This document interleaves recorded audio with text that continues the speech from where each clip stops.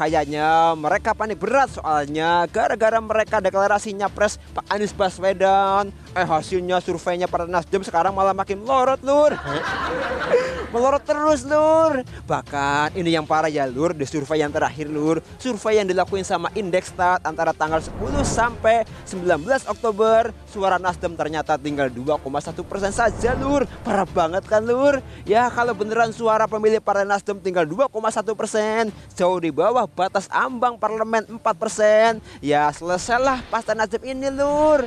Dia nggak bakal bisa masuk parlemen dan 59 kadernya yang sekarang dengan gagah jadi anggota DPR RI. Ya kasihan, mereka semua bakal pensiun dini, Lur. Nah kepriben, Lur? Seneng apa orang, Lur, kalau ngelihat Partai Nasdem kelelep kayak gitu, Lur? Kita paling nggak suka orang munafik, wajar kan?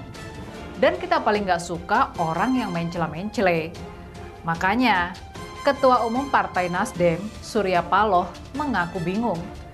Dia ngaku bingung karena dibilang penista agama sewaktu mendukung Ahok. Dan sekarang dibilang kadrun karena mencapreskan Anies Baswedan. Ya, kita cuma bisa ketawa aja. Itu namanya mencela-mencele, Bang. Dan masyarakat mereka nggak suka sama yang mencela-mencele. Lebih baik seseorang jadi lawan dibanding nggak bisa dipegang komitmennya. Benar nggak? Makanya, seperti ramai dibicarakan, Partai Nasdem kayaknya sudah mulai mendapat balasan dari sikap mencela-mencelenya ini. Konon, 4 survei terakhir yang dilakukan lembaga survei berbeda mencatat penurunan suara Nasdem pasca mendeklarasikan Anies Baswedan sebagai capres mereka. Angkanya melorot ke 5,4%.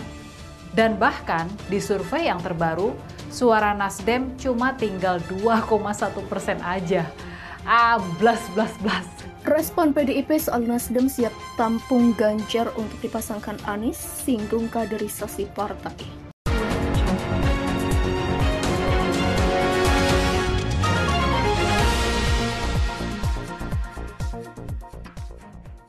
Partai Demokrasi Indonesia Perjuangan atau PDIP buka suara atas niat Partai Nasdem yang bersedia menampung kadernya Ganjar Pranowo.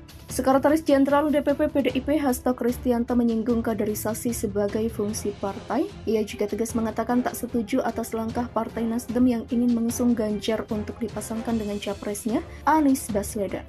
Saat ditemui di Surabaya, Jawa Timur, Jumat 11 November 2022, Hasto menekankan tugas partai politik untuk mencetak calon pemimpin, sehingga alih-alih membajak kader partai lain, sebab parpol seharusnya bisa membentuk figur pemimpin sendiri. Kaderisasi itu melekat di dalam fungsi partai, hal itulah yang seharusnya dilakukan oleh partai politik, ujar Hasto. Ia menyarankan agar Partai Nasdem mengikuti aturan kaderisasi sesuai yang diatur dalam Undang-Undang Dasar 1945. Antara lain adalah menyiapkan kaderisasi dari sosok internal partainya sendiri. Sebagaimana diketahui, nama Ganjar beberapa kali memuncaki berbagai hasil survei terkait capres pilihan, namun sampai saat ini PDIP terus bungkam terkait calon yang akan diusung. Alih-alih nama Ketua DPP PDIP Puan Maharani sempat digaungkan akan menjadi pilihan partai. Terkait hal ini, Hasto menyatakan masih belum bisa memberi keterangan lantaran menunggu keputusan Ketum PDIP Megawati Soekarno Putri. Sebelumnya, wacana untuk menampung Ganjar menjadi kader Partai Nasdem dinyatakan oleh Ketua DPP Partai Nasdem Willy Aditya pada Rabu 9 November. Menurut Willy, pihaknya bisa saja menggait kader yang tidak tertampung partai untuk menjadi cawapres yang dipasangkan dengan Anies. Sebelumnya disebutkan bahwa Gubernur Jawa Tengah Ganjar Pranowo dan mantan Gubernur DKI Jakarta Anies Baswedan dinilai memiliki kondisi yang hampir mirip. Pendapat ini disampaikan oleh pengamat politik Universitas Diponegoro Teguh Yuwono. Seperti diketahui, Anies Baswedan dan Ganjar Pranowo sama-sama menerima banyak dukungan dari beragam pihak untuk maju sebagai calon presiden di 2024 nanti.